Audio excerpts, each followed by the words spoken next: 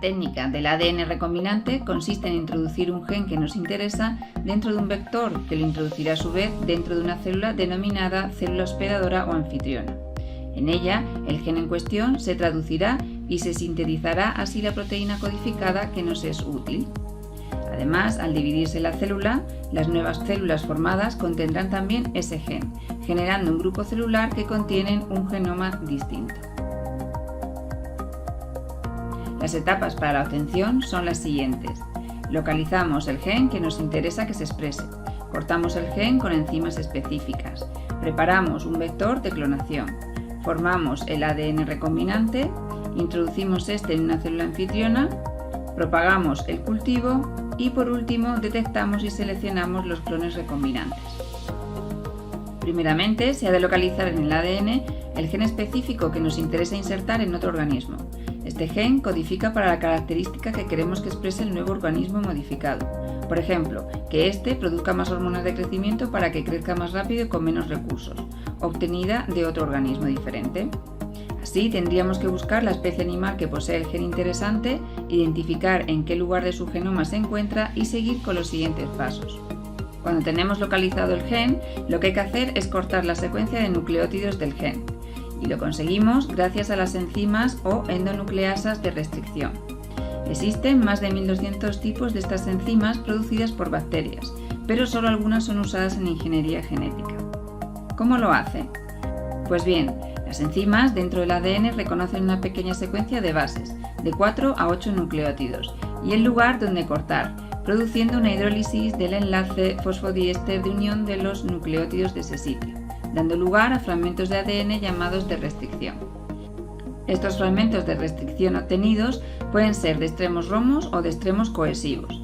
Por ejemplo, la enzima EcoR1 reconoce las siguientes secuencias separando la guanina de la adenina en las cadenas complementarias. Los extremos que quedan en ambos fragmentos son cohesivos, con bases desemparejadas. Algunas enzimas al cortar no dejan bases desemparejadas como la ALU1, que corta la secuencia siguiente entre la guanina y la citosina, dejando extremos romos. En tercer lugar, preparamos el vector de clonación, que son moléculas de ADN capaces de transportar el ADN extraño e incorporarlo en el hospedador, y realizar copias de su información en el interior de este. Además de la secuencia de ADN, el vector llevará su propio origen de replicación, para que pueda realizar las mismas copias y se le añaden genes marcadores para poder identificar al organismo modificado genéticamente del que no lo está. Como por ejemplo, se añaden genes de resistencia a antibióticos o genes que codifican proteínas fáciles de detectar, e incluso genes que codifican para sustancias que poseen fluorescencia. Los vectores de clonación pueden ser plásmidos, que son moléculas de ADN bicatenario pequeñas y circulares independientes del cromosoma bacteriano con capacidad autorreplicativa, o virus bacteriófagos utilizados para insertar ese genoma en bacterias. También pueden usarse cromosomas artificiales que pueden contener segmentos más grandes de ADN y pueden ser de origen bacteriano o de origen de levaduras. Ahora toca introducir el gen en el vector. Lo que se suele hacer es que la otra molécula de ADN donde se insertará el gen que nos interesa también sea cortada con la misma enzima de restricción que habíamos utilizado. Recordad que eran como tijeras moleculares, para que así los extremos cohesivos sean complementarios entre sí y puedan unirse por enlaces de hidrógeno. Para insertar de forma permanente ese gen se utiliza la ayuda de las enzimas ADN ligasas, que actúan en este caso como de una aguja de coser que crean enlaces covalentes para el cierre de las cadenas de azúcar-fosfato, dando así un ADN recombinante. Una vez que el ADN ha sido introducido en el vector, se denomina ADN inserto. Ya tenemos nuestro ADN recombinante listo para introducirlo en la célula hospedadora. Los tipos de células anfitrionas son células bacterianas, que son las más utilizadas ya que tienen una alta velocidad de replicación, un bajo coste de mantenimiento de las colonias y son fáciles de manipular. Células eucariotas pueden usarse levaduras para la síntesis de proteínas eucariotas. Células tumorales utilizadas para clonación del transgen, ya que la velocidad de replicación es muy alta y se mantienen los caracteres sin producirse cambios, pues son muy estables. También células de plantas y células animales. Las células utilizadas para insertar los transgenes suelen ser células embrionarias, que al adquirir el nuevo gen y dividirse rápidamente, harán que la mayoría de las células del individuo adulto contengan el gen que nos interesa. Existen distintos métodos para integrar el vector en la célula hospedadora. Por ejemplo, infectando a las células con virus o bacterias que hacen de vector, bombardeando las células con microesferas de tungsteno que están recubiertas de ADN recombinante para que puedan integrarse en el ADN, o por electroporación, que son descargas eléctricas mínimas que abren los poros del núcleo para que pase el ADN recombinante. Dependiendo de la célula hospedadora, se hará de una determinada manera u otra. Ahora lo que hay que hacer es inducir la división de las células anfitrionas, para que se produzcan también copias del ADN recombinante.